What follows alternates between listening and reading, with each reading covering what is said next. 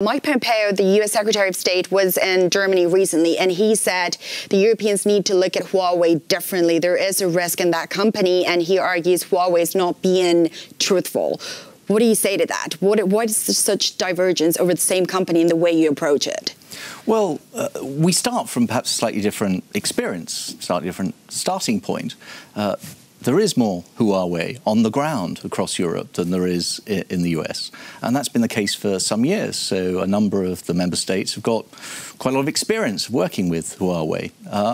And we start from a different perspective on trade. The Europeans collectively stand for open markets and fair trade as long as you stick to the rules and you follow those rules.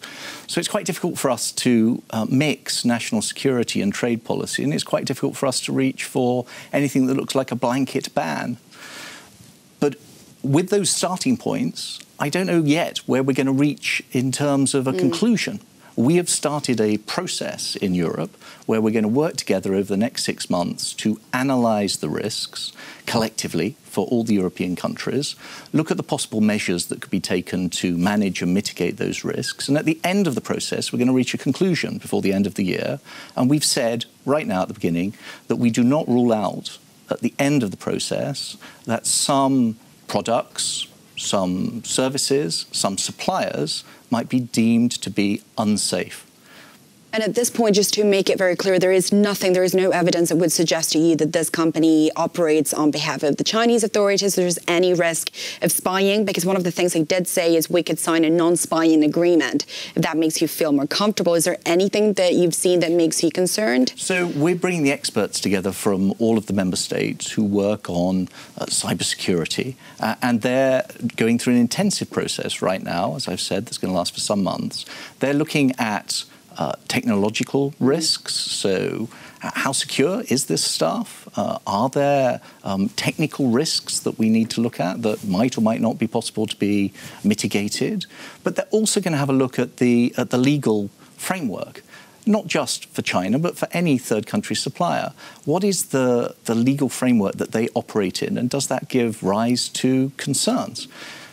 I don't want to prejudice their work or predict what they're going to come out with, but you do have to say in the case of China that there is a particular legal framework. There are 6 or 7 bits of legislation that say that you have to cooperate with the intelligence services. That will need to be one of the factors that were taken into consideration.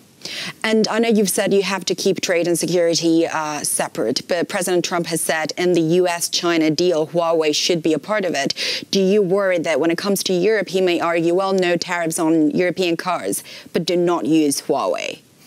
Well, that hasn't happened yet. I want us to go through this process, which we're doing in full transparency with our American friends and partners and with the Chinese, to look at what the real risk is for all of the countries across Europe, because obviously what's done in one country affects other countries too, to look at whether there are particular risks that we need to take seriously, and then what measures we could imagine to manage and mitigate those risks, recognising that at the end of the process, it may be that there are some risks that are very difficult to manage and mitigate. And if that means restrictions on the use of Chinese technology, how much is that going to cost a European consumer? Because there was a recent report that said we're looking at around 50 billion euros. It's not going to be cheap. So we have to be very realistic about this. We have set out in this to try and put security at the heart of decision-making on this key technology.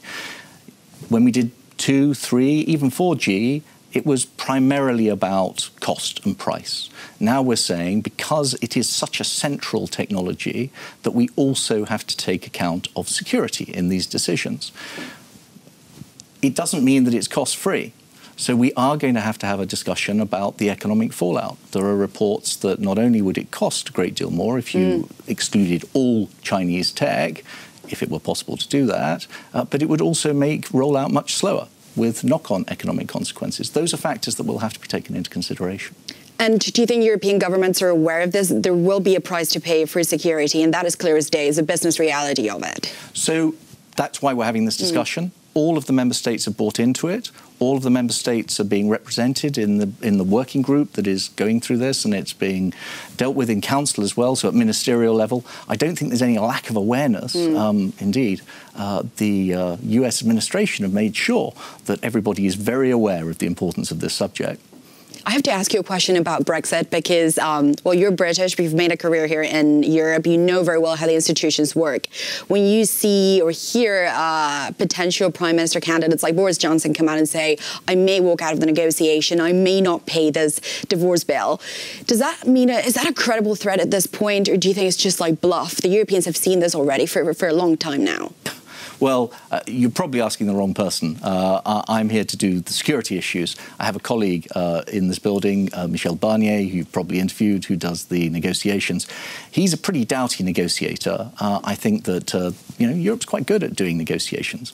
It will continue this process. It will try and reach a conclusion that works for the EU27 and for the UK.